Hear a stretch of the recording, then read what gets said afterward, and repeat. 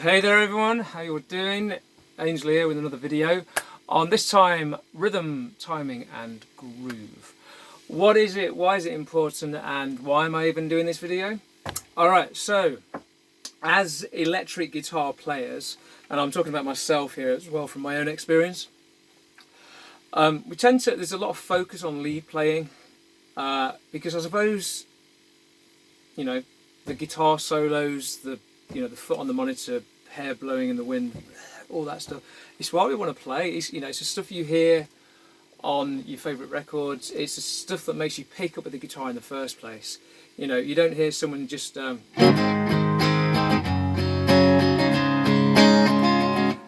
strumming through a few chords. I mean, maybe that might be the thing that makes you pick up the guitar, but certainly as electric guitar players, there's a big focus on lead playing. And it's the first thing that I learned to do before I learned any interesting chords, or when I could play a half decent solo, I could probably knew a few basic chords and a few basic bar chords. That was it.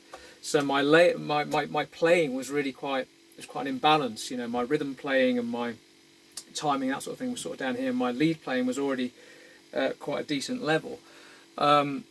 Again, playing with other musicians, invariably older than me, more experienced, there would be the odd hint of, yeah, you're rushing ahead a bit there and that's a bit too fast. And, in my lead playing, it's a typical thing, and it's a very common thing to rush ahead of the beats. And I think, if you're a drummer, I'm sure one of the first things you would be taught, if you were being taught to play the drums, is timekeeping. You'd be playing to a metronome, to a click. And all those little subdivisions of times, 8 notes, 16s, triplets, that sort of thing, you learn to kind of, fit in evenly into the quarter note of the tempo.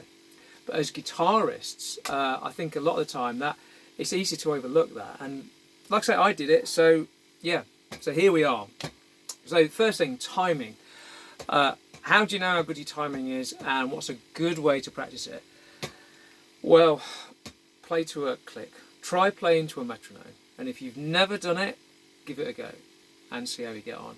And I can almost guarantee that it's harder than you think if you've never done it before. If you haven't got a metronome or a click, you can get them downloaded on your phone now. Probably a free app you can download onto your smartphone. I've got one here, 100 beats per minute. It's pretty kind of,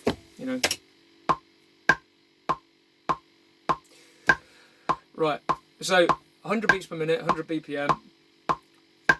Try playing along something simple that you know you can play, that is within your ability. I don't know.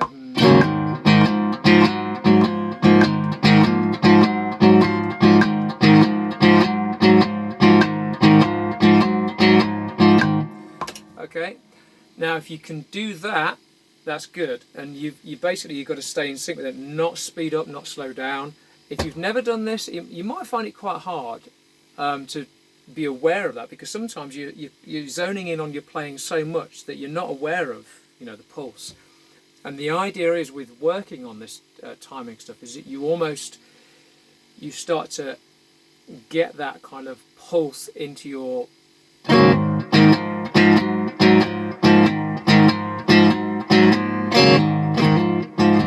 build up your own sense, your own internal timekeeper, really, your own sense of kind of timing and that sort of thing.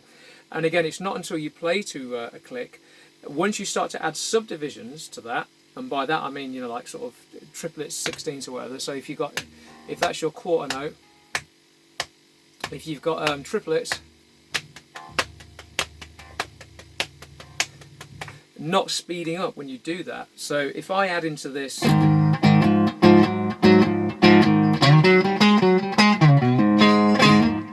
if I do that to the metronome, it's harder because all those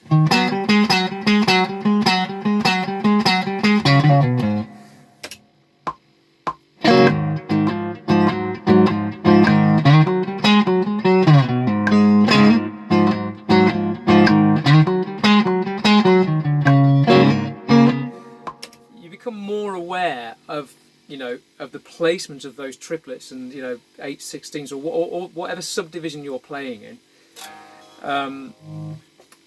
and you know, and if you are rushing ahead, then you'll go out of sync, and it's something that it takes time and it takes patience, and you know, but once you get to that level where you can sort of play along and add a few subdivisions of your playing or whatever it is, then you can try different rhythms. So or slowing it down. Probably before we get into other rhythms, let's just slow it down. So that was 100. Let's try 90. I'll tell you what, let's go the whole hog. Let's try 80. So I'm slowing this down by 20 beats per minute. Now you would think, because I feel like I'm quite comfortable playing at 100, I can get the subdivisions in without, you know, rushing ahead too much. So you think, oh, okay, 80. How hard is it going to be? Well, let's see. Oh, wow. That's quite a bit slower, like quite a bit.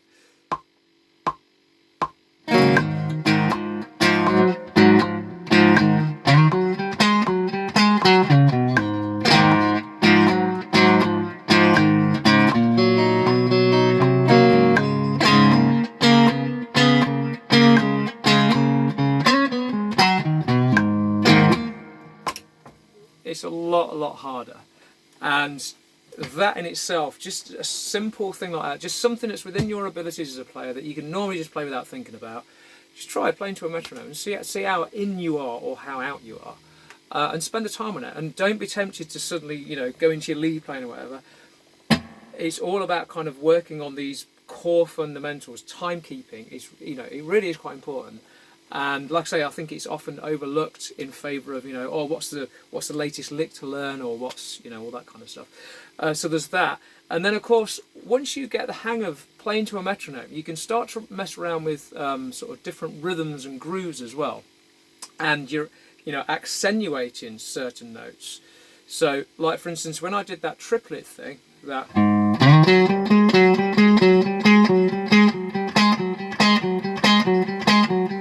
I'm accentuating certain notes. I'm accentuating. I'm not going to.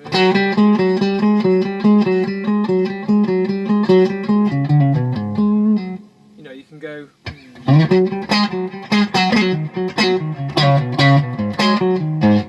You can start to pick out certain notes and accentuate them. So, for instance, if we've got, let's go back up to 100.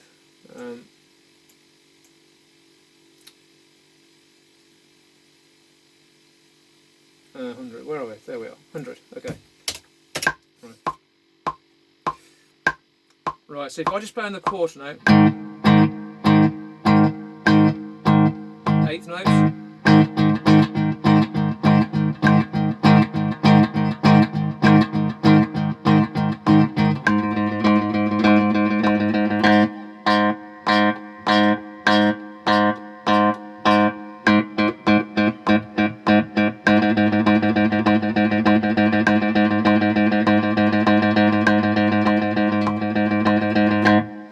Like I say, it sounds, I mean, it probably sounds dull and boring, but all that kind of stuff, just being aware of that when you start to add, you know, make these subdivisions smaller, so you put in more notes in, that you're still in sync and you've still got that kind of inbuilt thing in you. So there's that. And so, okay, once you've got to that level and you can start to, you know, put all the subdivisions in and you're okay, then you can try different, you know,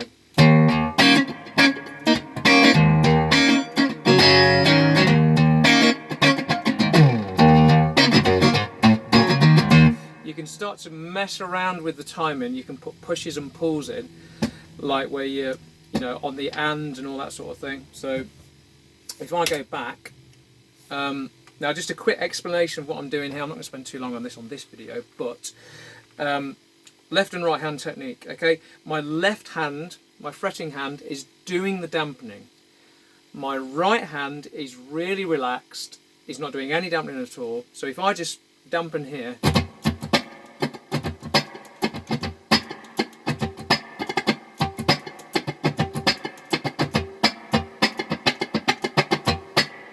okay, so all of that kind of rhythmical stuff where I'm putting, you know, different subdivisions in and pushes and pulls. So if I'm going to go,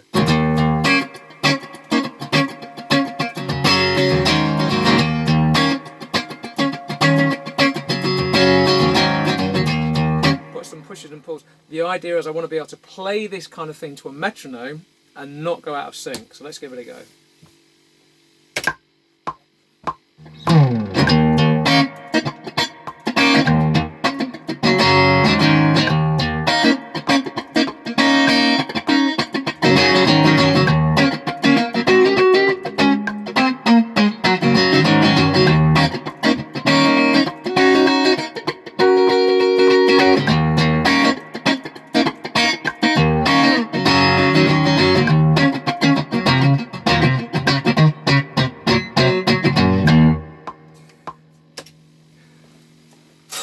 So practicing that kind of stuff is really, really useful to get, like I say, improving your inbuilt pulse timekeeper thing. And once you've got that, I mean, the idea is you want to be able to play without a click and still have that kind of, you know, you don't want to be speeding up and slowing down. But also, once you've got that in your rhythm playing, it will automatically translate into your lead playing. And by that, what I mean is you'll start to have these kind of, you know, you'll start to accentuate certain notes, so, you know.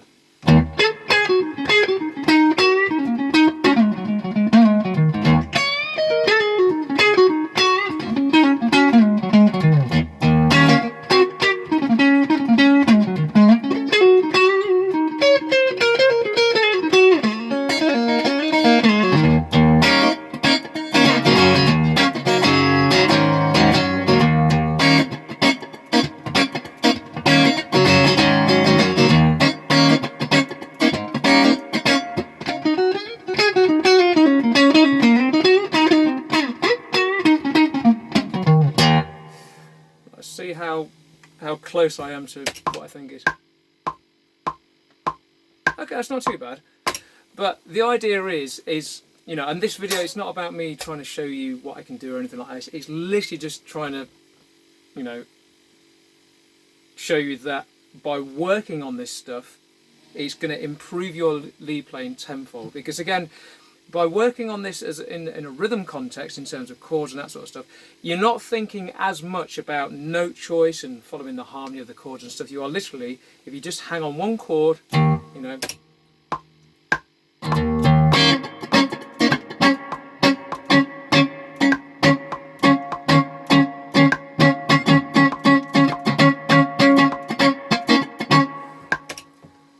and it's really, really going to pay dividends. And the people that you play with, chances are they will probably notice it as well and let you know. Thanks for watching. I hope it's been useful. If you want to sign up for a lesson, I'm doing online lessons by Zoom.